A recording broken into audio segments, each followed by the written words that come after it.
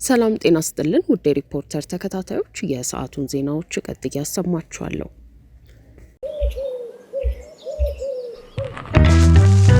ቆይ አንዴ እንዳትሄድ ጠብቀኝ። የሲቪ ቪዛ ካርድ አዝዤ መምጣት ብቻ ነው።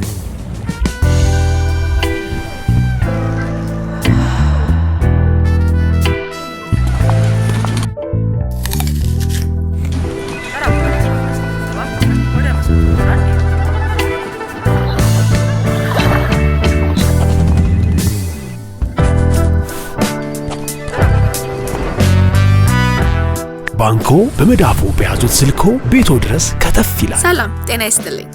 በማንኛውም ሰዓት በተመቸው ቀን ባሉበት ሆነው የኢትዮጵያ ንግድ ባንክን ቪዛ ካርዶን በስልኮ ማዘዝ ይችላሉ። የሲቢ ሞባይል ባንኪንግ መተግበሪያውን ይክፈቱ። ባንኪንግ የሚለውን ይክፈቱ። ቪዛ ካርድ ሰርቪስ የሚለውን ይምረጡ። ቢፈልጉ ምትክ ወይም አዲስ መጠየቅ፣ የካርዶን አይነትና የሚወስዱበትን ቅርንጫፍ መርጠው ያረጋግጡ። ባንክ የሚመጡት ካርዶን ለመውሰድ ብቻ ነው። አሁኑኑ ያመልክቱ። በፍጥነት ካርዶን ይውሰዱ። የኢትዮጵያ ንግድ ባንክ፣ ሁሌም የሚተማመኑበት ባንክ።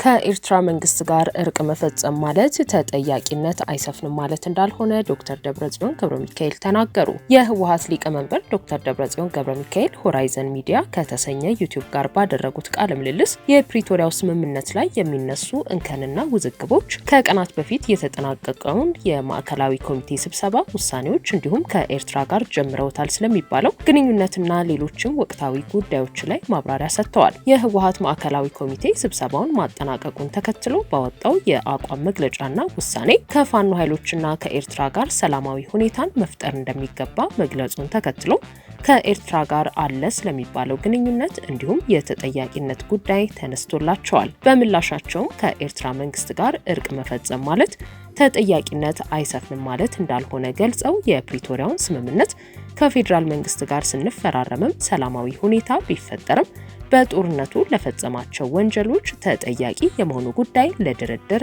አይቀርብም ብለዋል። ሰላምን መፍጠር ማለት ከተጠያቂነት የሚያድን ስምምነት አይደለም ያሉት ዶክተር ደብረጽዮን እኛ የገለጽነው ፍላጎታችንን ነው። አመራር የሌለበት ሰላም ሊሆን አይችልም ሲሉም ተናግረዋል። አሁን በኢትዮጵያ ሁኔታ ብናይ የፕሪቶሪያ ስምምነት እኮ ፈጽመናል። ፕሪቶሪያ ስምምነት የፈጸምነው በትግራይ ላይ ጄኖሳይድ በፈጸመ አካል ነው፣ አመራር ነው። ተጠያቂ አይሆን ማለት አይደለም። ለጊዜው እንዳልነው ተኩስ አቁመናል። ሌሎች ጉዳዮች በህግ የሚታዩት የተጠያቂነት አሁንም ስንገልጽ የነበረውን የጄኖሳይድ የኢትዮጵያ ወታደሮች ናቸው እዚህ እንትን ያልናቸው እነሱም ይጠየቃሉ። የኢትዮጵያ መሪዎችም ተያይዘው ይጠየቃሉ ማለት ነው። ከተጠያቂነት ነፃ የሚያደርግ ስምምነት አይደለም ሰላም ማለት። ወደ ሌላ ግጭት በሚቀጥለው ማለት ያለፈው አልፏል። ወደ ቀጣይ ግጭት አንግባ ነው። መሳሪያ አንማዘዝ ነው። ወደ ተኩስ አንግባ ነው። ያለፈው በስርዓት ይጠየቃል። ኢንክሉዲንግ ፌደራል መንግስት መከላከያ ተዘግቷል። መቼ ተባለ? ስለዚህ አሁን የኤርትራ ስለተባለ ነፃ ሆኗል መሪዎቹ ሊሆን አይችልም። ግን የኢትዮጵያ ነፃ ሊሆን አይችልም። እንደ ኃላፊነታቸው የሚያስጠይቃላቸው ይጠይቃሉ ማለት ነው። እሱን የሚዘጋ አይደለም። ስለዚህ የፕሪቶሪያ ስምምነትም ሳይቀር ፈረመን ከፌዴራል መንግስት ተጠያቂነት የለም ማለት አይደለም ነው። እኛኛው ግን እኛ መፈራረም አንችልም ከኤርትራ። እኛ የገለጽነው ፍላጎታችን ነው። ጎረቤት ነው። ረዥም እንትን አለን፣ ድንበር አለን፣ ሰላም እንፈልጋለን ያለን ሰላም በሁሉም አቅጣጫ በአማራ ክልልም እንዲሁ ተፋንም ብለን እንትን አድርገናል። ስለዚህ ያለፈው የመዝጋት አይደለም። ያለፈውማ በአግባቡ ይታያል ተጠያቂነት። አሁን ነው ያለ አሁንና ነገ ግን በሰላም እንሂድ፣ ወደ ሌላ ግጭት አንግባ የሚለው ቅድም እንዳልኩት ተጠያቂነትን የሚሰርዝ ሊሆን አይችልም። እሱ በስርዓቱ የሚታይ ነውና ከፍላጎታችን ነው። የህዝብ የግለሰቦችም አይደለም። ግን ሄዶ ያው ሰላም ስትል አመራር ያሌለበት ሰላም ሊሆን አይችልም። የፕሪቶሪያው ስምምነት ባለቤትነት ጉዳይም በተመለከተ ጥያቄ የቀረበላቸው የህወሓቱ ሊቀመንበር ዶክተር ደብረጽዮን ስምምነቱ በተፈረመበት የመጀመሪያ ጊዜያት ጊዜያዊ አስተዳደሩ የስምምነቱ ውጤት ሆኖ ሳለ ፈራሚ እንደሆነ ተደርጎ የተቀመጠ ቢሆንም ወዲያውኑ ለአፍሪካ ህብረት ፓነልና ሌሎች አደራዳሪ አካላት ቅሬታ ቀርቦ መስተካከሉን አስረድተዋል። ህወሓት አሁንም የስምምነቱ ባለቤት እንደሆነ ገልጸው በአሁኑ ወቅት የስምምነቱ ባለቤት እንደሆኑ የሚገልጹት አካላትም ህወሓት የሰጣቸውን ስልጣን ይዘው ነው ስምምነቱን የፈረሙት ሲሉ በጠቅላይ ሚኒስትር አብይ አህመድም ሆነ አቶ ጌታቸው ረዳ በሚመሩት ስምረት ፓርቲ በኩል የቀረበውን ባለቤትነትን የተመለከተ አገላለጽ ውድቅ አድርገዋል። ስምምነቱ በተፈረመበት ወቅት ከአቶ ጌታቸው ረዳና ዶክተር ፍስሐ ጽዮን ውጪ ሌተናል ጀነራል ጻድቃን ገብረትንሳኤን ጨምሮ ሌሎች በስምምነቱ ወቅት ህወሓትን ወክለው የተገኙት ሰዎች የህወሓት አባላት እንዳልነበሩ ጠቅሰው ይህ የሆነበትን ምክንያት ሲያብራሩ ተከታዩን ብለዋል። የተላኩት መንግስትን ወክለው ነው፣ የትግራይ መንግስት እንጂ ህወሓት ወክሎ የተላከ ልዑክ አልነበረም። የህወሓት አመራር አባላት ሁለት ናቸው የነበሩት ከቲሙ አቶ ጌታቸውና ዶክተር ፍስሐ፣ ሌላው የህወሓት አባልም የለም። በጠቅላላ ጦርነቱ ሁሉንም ወገኖች ያሳተፈ ስለሆነ የህወሓት አባል ይሁን አይሁን አስተዋጽኦ ያለው ከዛ ምሁራንም ጨምረን የላክነው ነው። ስለዚህ ልዑኩ የህወሓት እንዳልሆነ አንዱም መታወቅ አለበት። እሱ ነው መሆን ያለበት። የቲፒኤልኤፍ የተባለው እኮ መጨረሻው ነው። እኛም እንደ ቲፒኤልኤፍ ለምን ፈረማችሁ ብለን የወቀስናቸውም ለዛ ነው። ስለዚህ ያው መጨረሻው ግን የቲፒኤልኤፍ ስለሆነ የቲፒኤልኤፍ ያልሆነ ሰው እንዴት ብሎ ቲፒኤልኤፍን ወክሎ ራሳቸው ባይፈሩም ያው የልዑካኑ ፈራሚው ጌታቸው ነው። ፈራሚ ባይሆንም ግን ሁሉም በቲፒኤልኤፍ ስም ተዳርገዋል። ስለዚህ ልክ ነው ጥያቄው የተነሳው ማንዴት አላቸው ወይ የህወሓትን ወክሎ የላቸው። ግን ይሄ የተፈጠረው መጨረሻው ነው። እሳቸውም የህወሓት ነው ሲባል እኔ ህወሓት ወካይ አይደለሁም ብሎ መውጣት ነበረባቸው ልንል እንችላለን። መጨረሻ ማለት እኛ ህወሓትን ስለማንወክል እኛ እዚህ ውስጥ አንሳተፍም ተብሎ ዲክለር መደረግ ነበረበት ማለት ይቻላል ማለት ነው። ስለዚህ ተገቢ ጥያቄ ነው። ግን አሁን እሳቸውን አይደለም ቀጥታ በወቀሳ የምናደርገው ሳይሆን እንደ ቲም የትግራይ መንግስት ወክለን የመጣ ነው። እንደ ቲም ቲፒኤልኤፍን አልወከልንም። ባይዞኛ በመግለጫ ማውጣት ነበር በወቅቱ ማለት ሰው ሊያስታውሰው ይችላል። እኛ ያላክነው የቲፒኤልኤፍ ልዑክ የለም፣ የተላኩት የህወሓት ነው። ስለዚህ ተቀባይነት የለውም በሚል ኮኖኛ ያወጣ ነው። እኛ ተዳርገናል፣ መግለጫ አውጥተናል። በእነሱ ሳይድም ቢሆን ግን በዛ ደረጃ ቢገለጽ ነው የራሱ ትርጉም አለው። ካልሆነ እንትኑን አይቀይረውም። ስምምነቱ ያው ተፈርሟል ቲፒኤልኤፍ በሚል። ስለዚህ የተፋለሰ ነገር እንዳለ ግን ያሳያል። ፌዴራል መንግስትና ጊዜያዊ አስተዳደሩ በሚል የሚገልጸው ተቃውሟችን ለእሳቸውም እኔ በቀጥታ ገልጬላቸዋለሁ በጽሁፍ። አሁን እንደተባለው ይህ ስምምነት ያው እሳቸው ዝርዝሩን ስለሚያውቁት በፌዴራል መንግስትና በህወሓት መካከል የተፈረመ ሆኖ ሳለ እንደተባለው የጊዜያዊ አስተዳደሩ የፕሪቶሪያ ስምምነት ውጤት ሆኖ ሳለ እንዴት የፌዴራል መንግስትና የጊዜያዊ አስተዳደር ይሆናል? ጊዜያዊ አስተዳደሩ ፈጻሚም ነው። ያው እንደ አስተዳደር ስለሆነ የሚፈጽመው አለ። ዋናው ውይይቱና ድርድሩ የሚካሄደው ግን ከህወሓት ነው። ይህ መስተካከል አለበት ብለን በአፍሪካ ህብረትም ይታይ የነበሩ መጻጻፎች ነበሩ። እሱ ተስተካክሏል። አሁን በቀጥታ ህወሓት ነው አፍሪካ ህብረት የጻፈ ያለው። ጊዜያዊ አስተዳደር እያለ ጀምሮት የነበረ ትቶታል። አሁን የጁላይ ያለፈው ስብሰባ ማርች አሁን ልዩነት ነበረው። ማርች በጊዜያዊ አስተዳደር ነው የመጣው፣ ተቋሞችን ገለጽ። በሐምሌ ግን በቀጥታ ህወሓት በሚል አስተካክለው ነው የመጡት። የልዑካኑ መመራት ያለበት በህወሓት ነው የሚልን በማርችም እንደዛ ጀምረን ነበረ። ግን አንዳንድ ችግሮች ነበሩበት። ከሐምሌ ጀምሮ ግን እኔ በቀጥታ ነው እንትኑም የልዑካኑን መሪ የሆንኩት ማለት ነው። ጊዜያዊ አስተዳደሩ ይሳተፋል፣ ምክንያቱም ፈጻሚም ስለሆነ። ስለዚህ ይሄ የቆየ ነው። ግን በቅርቡም እንደተባለው አሁን በዚህ 2-3 ቀን የታየው እኔም አምባሳደሩ ማግኘታቸው ስለነበረ ማለት መገናኘት የለባቸውም ሳይሆን ዋናው ተደራዳሪው ህወሓት ነው። ስለዚህ መቅደምም ያለበት በይዘቱ በዝርዝር ውይይቱ መደረግ ያለበት ከህወሓት ነው የሚለው ተገቢ ሆኖ እኔም ለምን የጊዜያዊ አስተዳደሩ ኃላፊዎችን አገኛቸው ሳይሆን ባለፈው ወደ ኢትዮጵያም ሲመጡ ጉዞው ሲጀምሩ ከጊዜያዊ አስተዳደሩና ፌዴራል መንግስት የሚል ስለነበረ ባለፈውም እንደዚህ አይነት ጽሁፍ አውጥተው ይታረም ብዬ ነበር። አሁንም እንደዚህ ነው እያሉ ያሉት። ይህ እኮ መታረም ያለበት ሳይሆን የአስተዳደሩ ሳይሆን ፌዴራልና ህወሓት ፌዴራልና ቲፒኤልኤፍ ብሎ ነው መጻፍ ያለበት ብዬ መጨረሻም ተናግረናል። ትናንት ነው ያገኘኋቸው። ይሄ መታረም አለበት። ለሁለተኛ ጊዜ ነው እኮ እንደዚህ ስሰማ ብያቸው ያው ወደፊት እናሻሽለዋለን ብለዋል።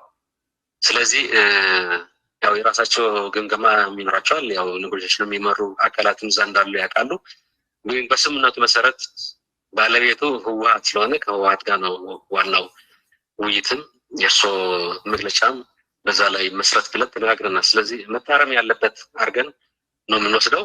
ከሪፖርተር ጋር ቆይታ ያደረጉት አቶ ጌታቸው ረዳ የሚመሩት ስምረት ፓርቲ ምክር ቤት አባል አቶ ጣመ አረዶም ግን ህወሓት ህጋዊነቱን በመነጠቁ ስምምነቱ ካለ ወኪል መቅረት እንደሌለበትና የትግራይ ህዝብም መጎዳት እንደሌለበት ገልጸው ስምምነቱን በወቅቱ የፈረሙትና ሰላምን መርህ አድርገው የሚንቀሳቀሱት ሰዎች እስካሉ ድረስ የስምምነቱ ባለቤት መሆናቸው ግልጽ ነው በማለት ተከታዩ ማብራሪያ ሰጥተዋል። በግለሰብ ደረጃ ከሆነ በስምምነቱ ወቅት ተገኝተው የፈረሙት ሰዎች፣ በተቋም ደረጃ ከተባለ ደግሞ በስምምነቱ ውስጥ ከፊት መምጣት ያለበት ጊዜያዊ አስተዳደሩ ነው ብለዋል። የፕሪቶሪያው ሰላም ስምምነት የተደረገው በፌዴራል መንግስትና በህወሓት መካከል ነበር። ከዛ በኋላ የፕሪቶሪያው ሰላም ስምምነት በሚያዘው መንገድ ደግሞ የጊዜያዊ መስተዳድር በትግራይ ክልል ተቋቁሟል።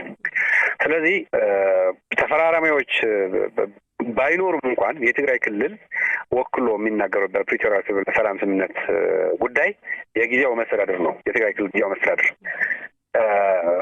ህወሓት የሚባለው ድርጅት በራሱ መንገድ በሰራቸው ህገወጥ መንገዶች ይህንን ህወሓት የሚባል ድርጅት እንዲሰረዝ አድርገዋል። እነዛ ሰዎች ተሰረዘ። ከዛ በኋላ ህወሓት ስለተሰረዘ የትግራይ ህዝብ የሚወክለው የለም ተብሎ የፕሪቶሪያው ሰላም ስምምነት አደጋ ውስጥ መግባት የለበትም። ስለዚህ አንደኛ የጊዜያዊ መስተዳድሩ አለ የተቋቋመው ከፕሪቶሪያው ሰላም ስምምነት በኋላ። ከዛ በኋላ ግለሰቦችን ማንሳት ከቻልን ደግሞ የፕሪቶሪያው ሰላም ስምምነት ሲፈረም የነበሩና የፈረሙ ሰዎችም አሉ። ስለዚህ እነዚህ ሰዎች በግላቸውም በድርጅትም እያሉ የፕሪቶሪያው ሰላም ስምምነት ተቀብለው ሲሰሩ የነበሩ ሰዎች ናቸው። አይ የፕሪቶሪያው ሰላም ስምምነት ይፍረስ ብሎ የሚሰሩ የነበሩ ግለሰቦች ደግሞ በህወሓት ስም ተንቀሳቅሰው ህወሓትን አሰርዘዋል አይደል? አሁን እዚህ ላይ የምናነሳው የመርህ ጉዳይ ነው የሚሆነው። ሰላም እንደ መርህ ተቀብሎ የሚሄድ ግለሰብ ወይ ቡድን ወይም ድርጅት ይኖራል፣ የማይቀበልም ይኖራል። የማይቀበለው ድርጅት ስለሆነ ብቻ የፕሪቶሪያው ሰላም ስምምነት የማይቀበል ኃይል የድርጅት ስም ስለያዘ ወይም የአንድ ቡድን ስም ስለያዘ ብቻ ወይም ግለሰብ ስለሆነ ብቻ ለትግራይ ህዝብ ሊጠቅም አይችልም። በመሰረታዊነቱ ለትግራይ ህዝብ የሚጠቅምና በአጠቃላይ ደግሞ ለኢትዮጵያ ሰላም የሚሰራ ኃይል የሚፈለገው በግልም በቡድንም የሚሰራ ይህንን የሚቀበል ነው የሚሆነው። ምን እያልኩ ነው? በግለሰብ ደረጃ መነሳት ካለባቸው እነዛ ቅድም የተነሱ ናቸው የሚነሱት።